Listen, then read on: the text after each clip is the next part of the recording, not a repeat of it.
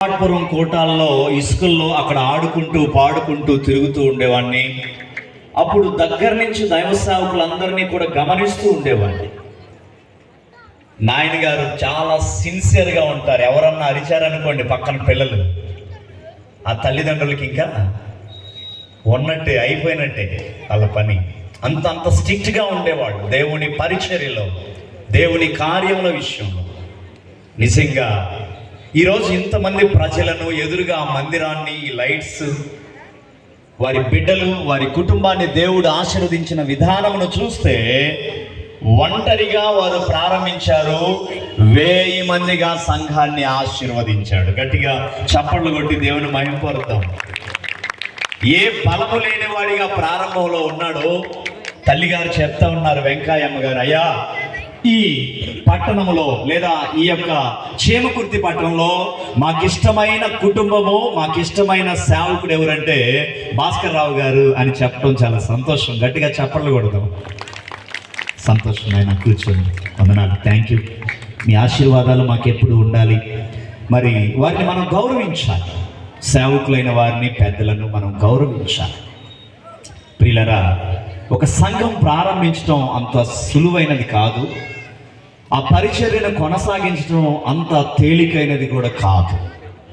నిజంగా నాయన గారి కుమారుల విషయంలో కూడా నేను సంతోషిస్తూ ఉంటాను. అన్నయ్యల విషయంలో వారందరూ కూడా దేవాది దేవుని యొక్క కృపను బట్టి ముందుకు నడుస్తున్న ఈ విధానం, యేసునాథుని యొక్క సన్నిధానంలో ఆయన ఆశీస్సులు పొందుకొని వారు ముందుకు నడవటం.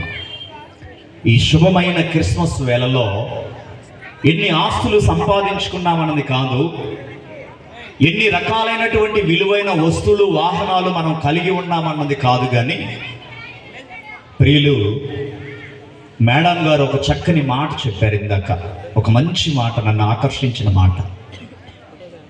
ప్రతి గ్రామానికి, ప్రతి పట్టణానికి, ఏ ఊరికైనా ఆ ఊరి బయట,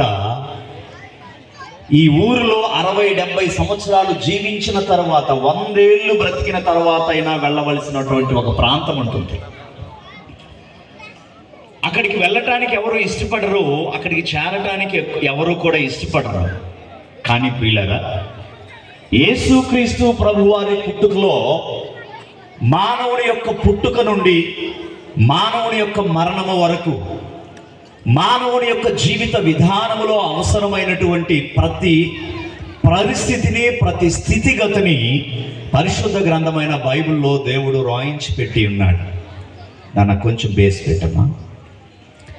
ఒక 10 నిమిషాలు పరిశుద్ధ గ్రంథమైన బైబిల్ నుండి కొన్ని విషయాలు మీకు చూపిస్తాను. మీ అందరికీ మనం చేస్తున్నాను, ఇక్కడ యేసయ్యను నమ్మిన బిడ్డలు ఉన్నారు, ఆహ్వానించబడినటువంటి అన్యులు కూడా ఉన్నారు.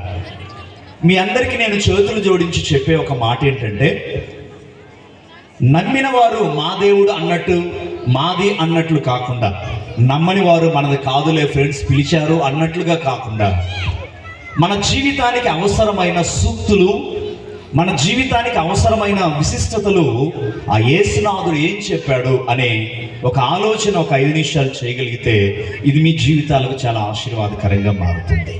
ఆకారమందు మనుషునిగా కనబడి మరణము పొందునంతగా, అనగా సిలువ మరణము పొందునంతగా తనను తాను తగ్గించుకొనెను.